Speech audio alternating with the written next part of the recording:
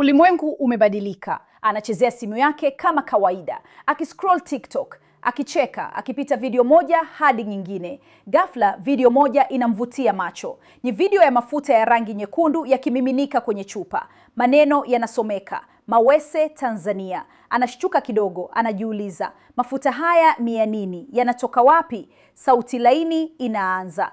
Unajua sabuni unayotumia kila siku inatengenezwa kwa mafuta ya mawese, mafuta ya mise na caustic soda. Kutoka mbegu tunapata mafuta, kutoka mafuta tunapata sabuni kwa matumizi ya nyumbani na biashara. Ananyamaza akitazama video hiyo kwa makini. Anaona mikono ikichuja mafuta, mashine ikitengeneza sabuni safi na watu wakipanda sabuni kwenye mifuko tayari kwa wateja. Sauti inaendelea. Hivi ndivyo asili ya Tanzania inavyogeuka kuwa fursa. Kila toni la mafuta lina hadithi ya mkulima, ya ubunifu na ya mtu kama wewe anayegundua leo. Anatabasamu kidogo. Anahisi kana kwamba video hii imemlenga yeye moja kwa moja. Anaingia kwenye bio, anakuta Mawese Tanzania, kutoka mbegu hadi bidhaa.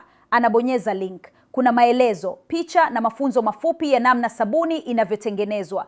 Ni rahisi, ni wazi na ni halisi. Anaona fursa. Anachukua namba, anapiga simu. Sauti ya upole inajibu, karibu Mawese Tanzania. Ungependa kujifunza zaidi kuhusu mafuta au sabuni?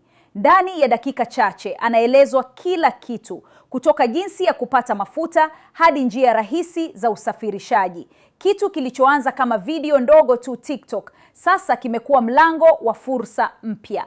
Mawese Tanzania, kutoka mbegu hadi bidhaa. Ubora wa asili, fursa ya kidigitali.